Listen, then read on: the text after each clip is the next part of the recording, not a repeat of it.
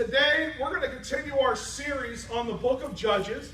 The title of my message today is A Legacy of Jealousy. Wow. So I'm going to read for you to start out Judges chapter 12, verse 1. Then the men of Ephraim gathered together, crossed over toward Zaphon, and said to Jephthah, "Why did you cross over to fight against the people of Ammon, and did not call us to go with you? We will burn your house down on you with fire." Ephraim now has said to Jephthah after his victory, which we've talked about the last 2 weeks, he said to Jephthah, "Listen, why didn't you call to us and ask us to help you?" But what's funny about this is that Jephthah did put out a call to Ephraim to come help them. But Ephraim refused to answer that call. But yet here we find in Judges chapter 12, verse 1, that even though they refused to come and help Israel, to help Gilead defeat the enemy of Ammon, here they are after the defeat has happened and the plunder has been gathered and split. They show up knocking on the door. "Hey man, why didn't you invite us to partake?" And Jephthah has to remind them that "I did ask you, but you refused to help us, so we had to do what we had to do. And the Lord gave us victory." And as we're going to see in our message today, that jealousy which is exhibited by the nation or the tribe, of Ephraim, they exhibited this jealousy in Judges chapter 8 with Gideon. They exhibited here in Judges chapter 12, and they exhibited again in 1 Kings with the son of Solomon and rebelling against him. And so we're going to look today at the legacy of jealousy. Merriam-Webster defines jealousy as an unhappy or angry feeling of wanting to have what something or someone else has. All of us have experienced jealousy, but jealousy left unchecked and uncontrolled will destroy us.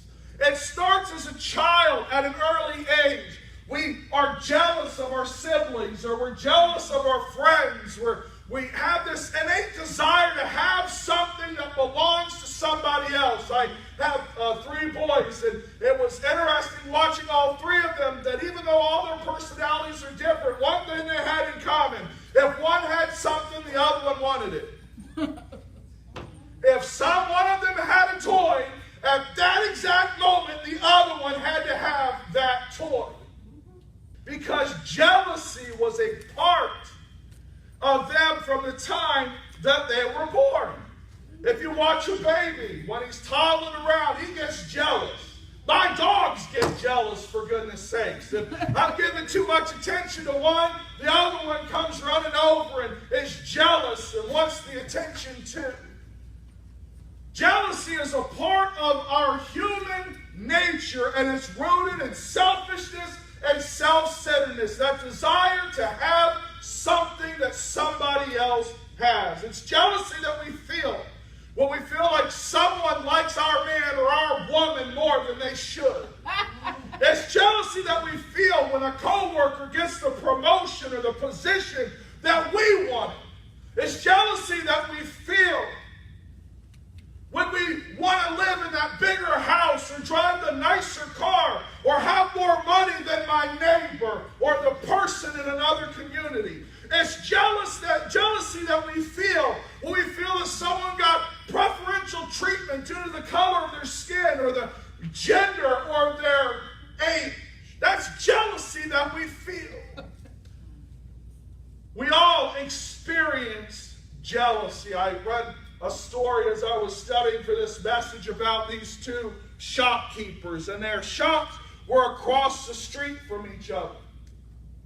And they were always watching each other because they were jealous. And so when one shopkeeper would get a customer, he would gloat over the other shopkeeper.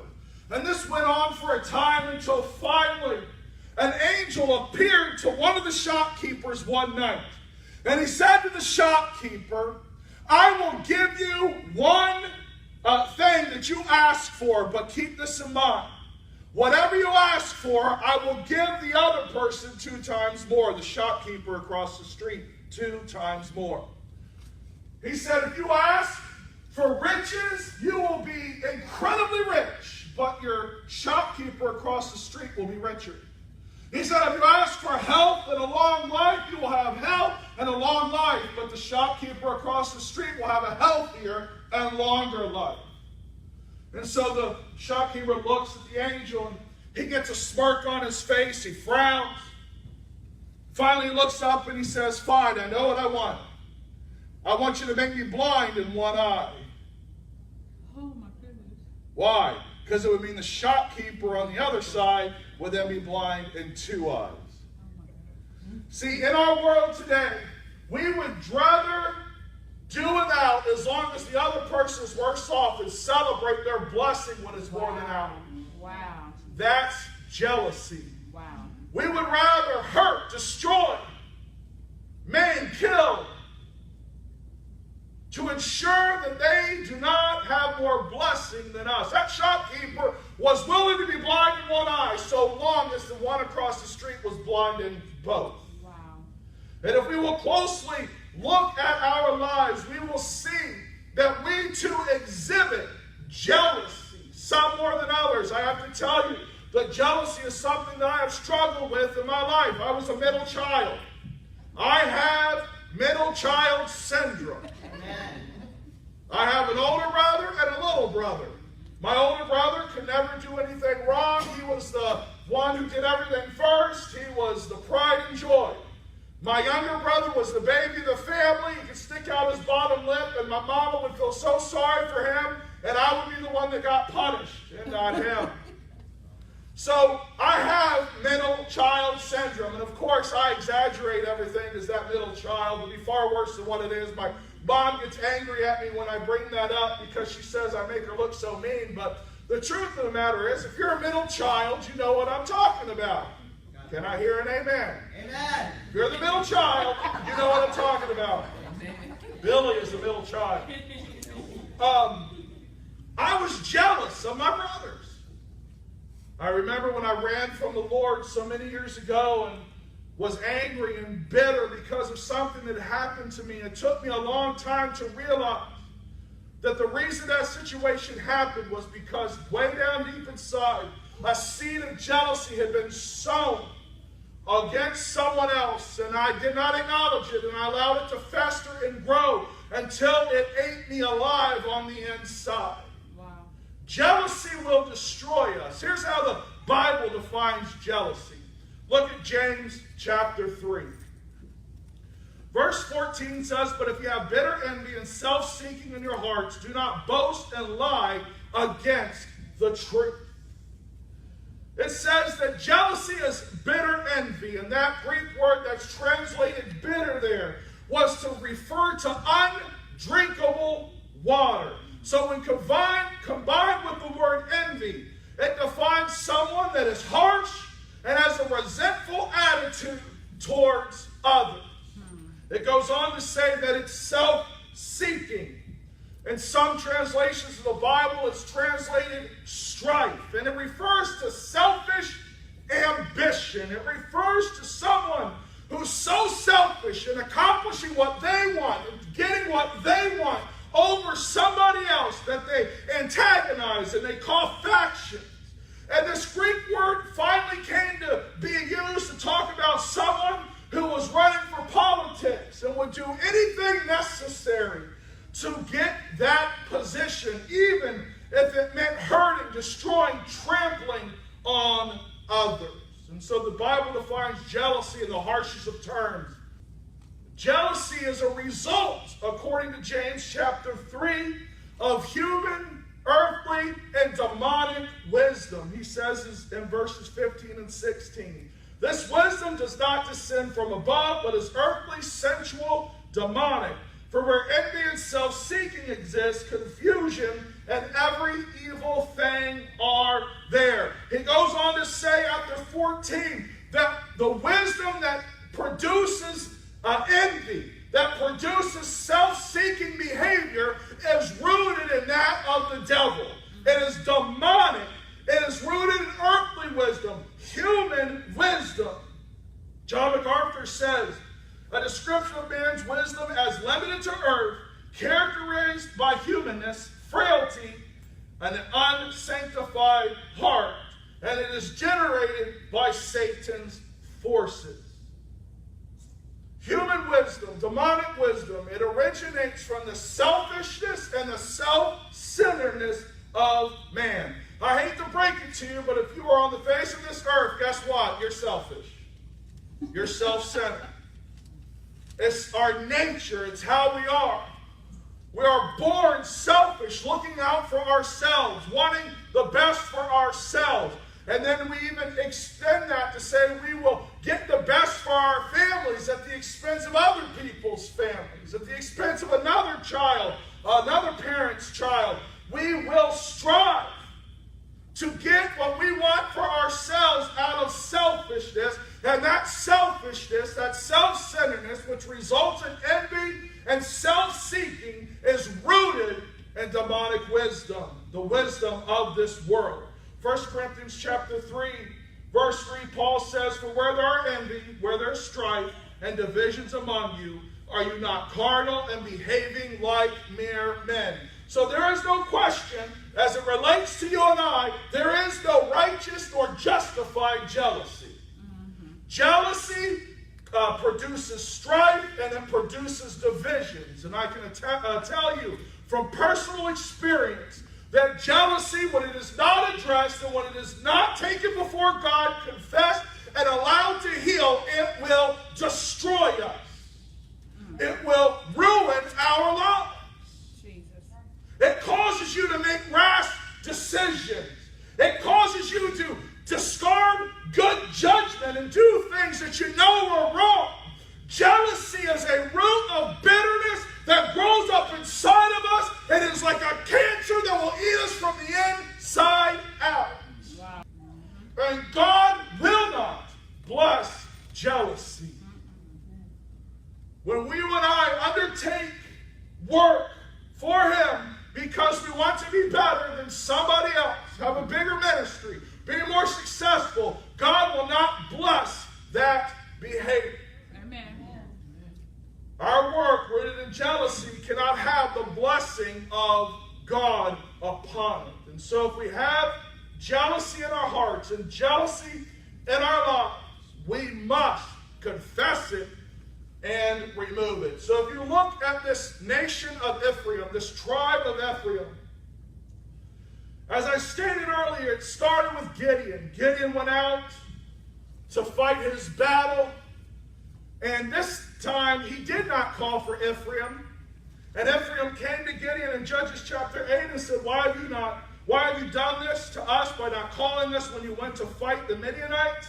And they reprimanded him sharply. They were jealous of Gideon's success and that they were not a part of that success. See, Ephraim was one of the major, largest tribes in the nation of Israel. And they wanted a part of that success. So when Gideon did not invite them to be a part of that success on the onset, they got mad when he achieved a great victory without them. They were jealous of his success.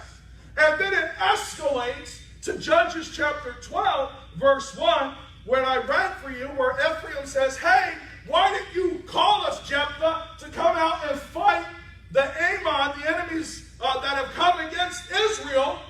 And because you haven't done this, we're going to burn your house to the ground with you in it. So it escalates from just being jealous of success to now being jealous of the plunder that Jephthah received from defeating Ammon. They had been asked to come help, but they refused to come help. And then when they saw the victory that God gave Jephthah and all the riches and plunder that they took, they came and said, hey, why didn't you invite us? And then finally, if you look at 1 Kings,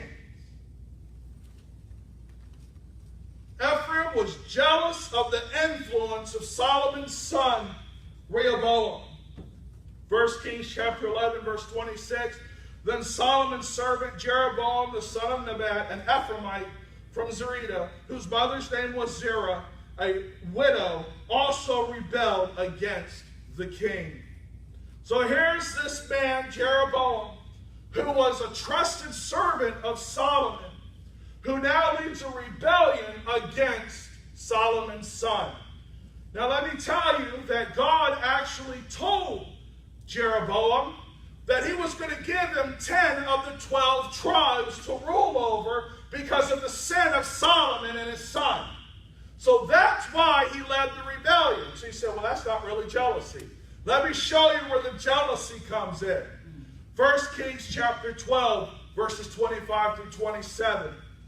God had already told Jeroboam that I will give to you 10 of the tribes temporarily to be king over. And if you serve me, if you're faithful to me, those 10 tribes will remain as part, and you will rule over those 10 tribes with your family. A descendant will rule over them for the foreseeable future.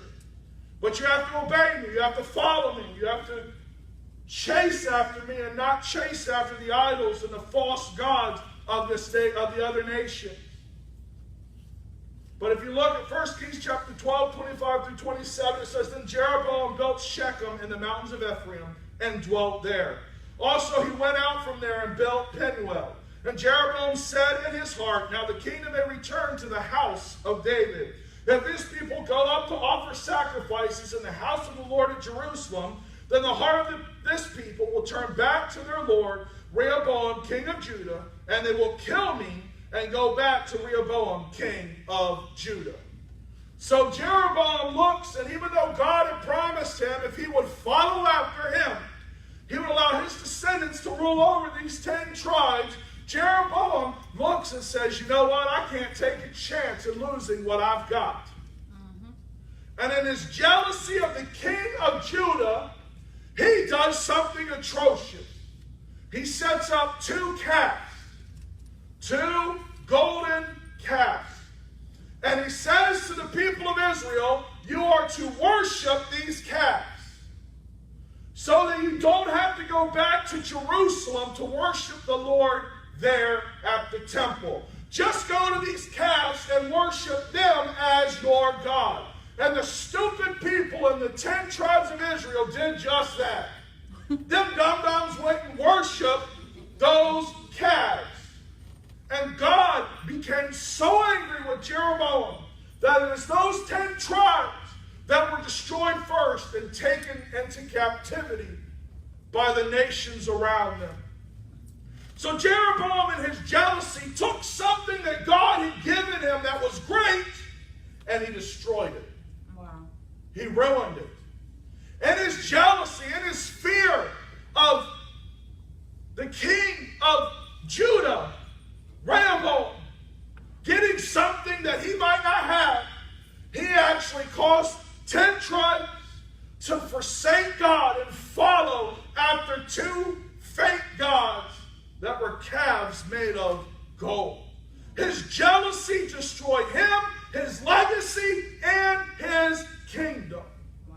Because he could not be happy with what God had already given him. He had to have more. And so this nation of Ephraim, that is their legacy. Always showing up late, jealousy of the success of others, jealousy of the wealth of others, and jealousy of the position and power of others. Even though God had blessed them, even though God had worked miracles for them, even though God had given them lots and lots of blessing, they still wanted more. And that's where we are in our world today, is no matter how much God gives us, we're not satisfied. We always want more. Amen. We always want something else. We always want more. We're never happy or content with what God gives us. The Apostle Paul says, I've learned to have a lot, and I've learned to have a little, and in all things still remain content. Amen. I can't say that, because I don't like having a little. I like having a lot. People want more and more and more. And it will destroy us. It will destroy our lives. if we do not confess it before God. Because the effects of jealousy, it really ultimately only hurts us. Because you can see in chapter 12 of Judges that when Ephraim decided that they were going to destroy Jephthah and Gilead and take everything by force. Verse 4 of chapter 12 says, Now Jephthah gathered together all the men of Gilead and fought against Ephraim, and the men of Gilead defeated Ephraim. So their jealousy backfired. In 1 Kings chapter 13, verse 34, God says to Jeroboam, and this thing was the sin of the house of Jeroboam, so as to exterminate and destroy it from the face of the earth. Wow. I read another story as I was researching this message about these two eagles. And they both could soar beautifully, but one eagle could soar higher and faster than the other. And so the one that was the slower eagle, he found a hunter and went to that hunter and said, Look, I want you to shoot that eagle down. And the hunter said, Well, I need something to put on my arrow so that it will reach that eagle. And so he plucks off a feather, he gives it to the hunter shoots, but it doesn't quite go high enough. And so the hunter keeps asking this eagle for feathers as he's trying to get his arrow high enough until the eagle has plucked so many feathers that it can no longer fly. And so the hunter turns around and shoots it. Wow. Its jealousy only hurt the eagle itself. It did not hurt anyone else around him. Our jealousy will destroy us, and it will only bring us bitterness, which leads to misery, which leads to our destruction. It can lead to our physical destruction, and it can lead to our mental destruction and our spiritual destruction if we do not take care of it now. Amen. Jealousy is a terrible thing that eats us alive.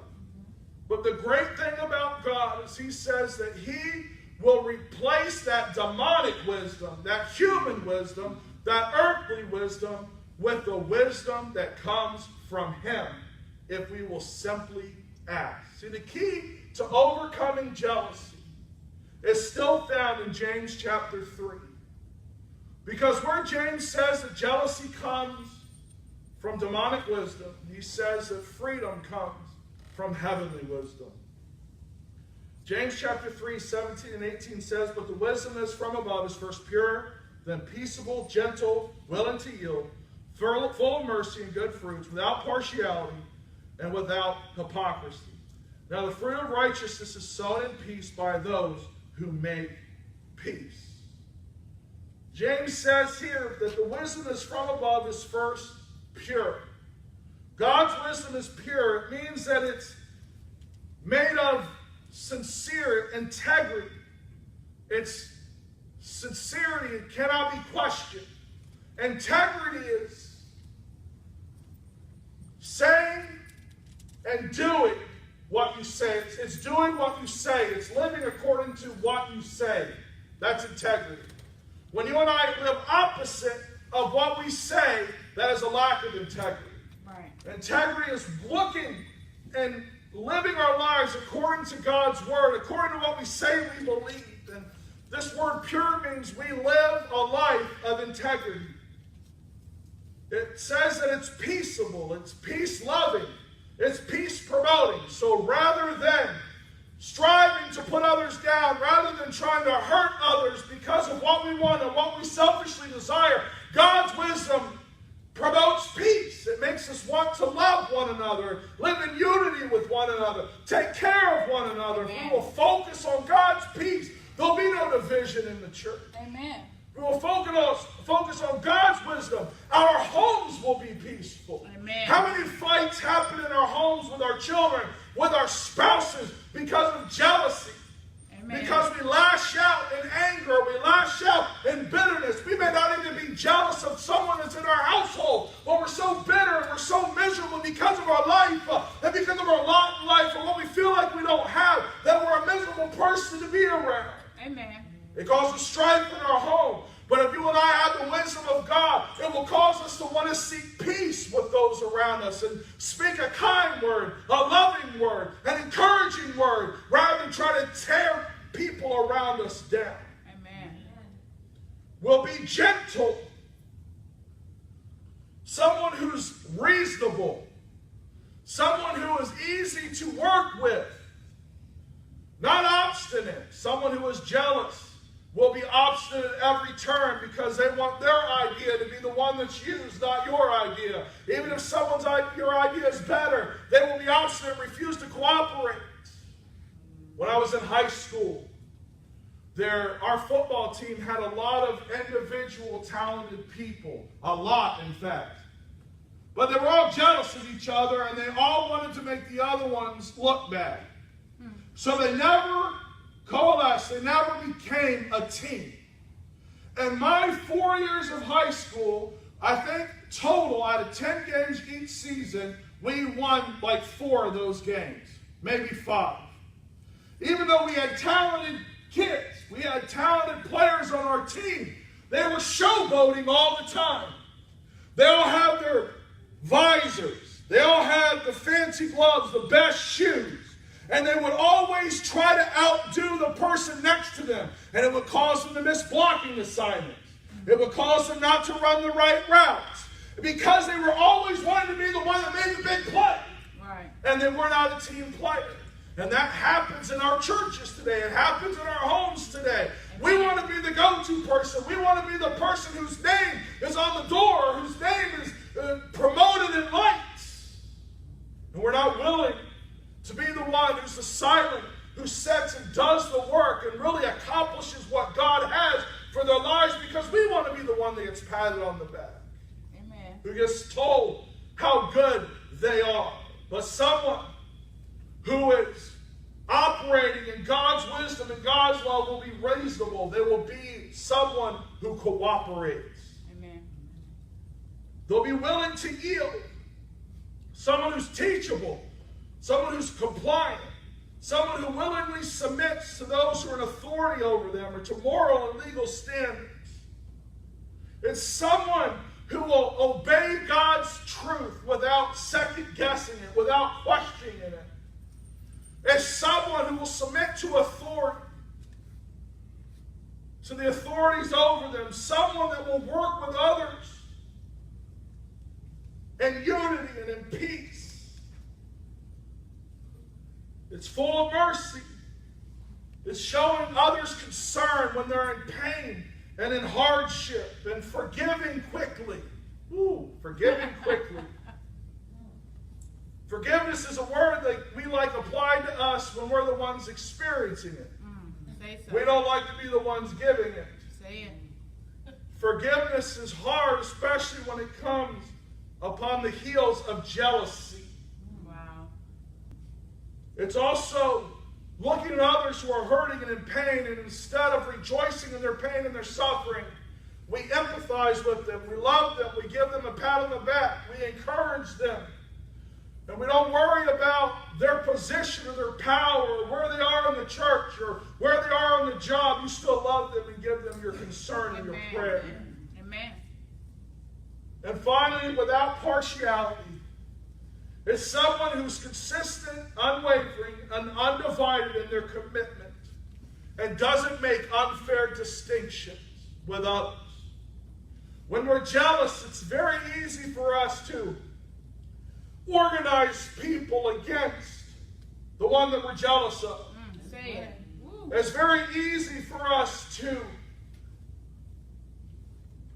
break commitments, even though we made promises, because we're jealous of the one who organized it, or we're jealous of the one who's in leadership over it.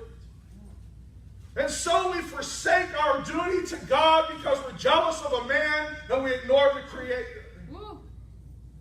But if you and I will seek God's wisdom, it can overcome jealousy because God's wisdom is pure, peaceable, gentle, willing to yield, full of mercy, and without partiality.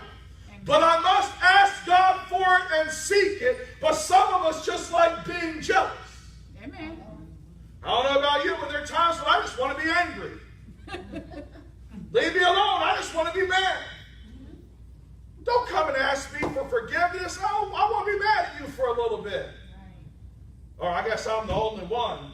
No. But I just want to be mad sometimes. I want to be angry. I want to be jealous. Why did he get that? Why did she get that? Why did that? I mean, I just had a situation at work. Some new guy comes in, he gets an award. I've been working there for 5 years and done things that I thought were amazing and never even got a, hey, how you doing? I was jealous. So jealous, I posted about it on Facebook. I was angry. I was jealous. And it causes us to self-destruct. Amen. And we must recognize our jealousy, even though it may be something that we've buried for years. That has now become a plant that's bloomed inside of us that affects every decision we make, every word that we say, every action that we take is permeated with jealousy of others. But God says that if we will ask him for his wisdom, he will give it. Amen. James 1:5 says, if any of you lacks wisdom, let him ask of God, who gives to all liberally and without reproach, and it will be given to him. Amen. Thank you for listening to this message. We hope that you enjoyed it and were blessed by it. Each month we have people from all over the world who listen to the messages made available. If you've been blessed by this ministry, would you consider making a donation of any amount to help support us as we continue to reach the lost for Christ? Donations can be made online at www.reviveoc.org or by check at Revive Outreach Church, 411 Chatham Heights Road, Suite 101, Fredericksburg, Virginia 22405. Thank you for your prayers and your continued support. May God richly bless you.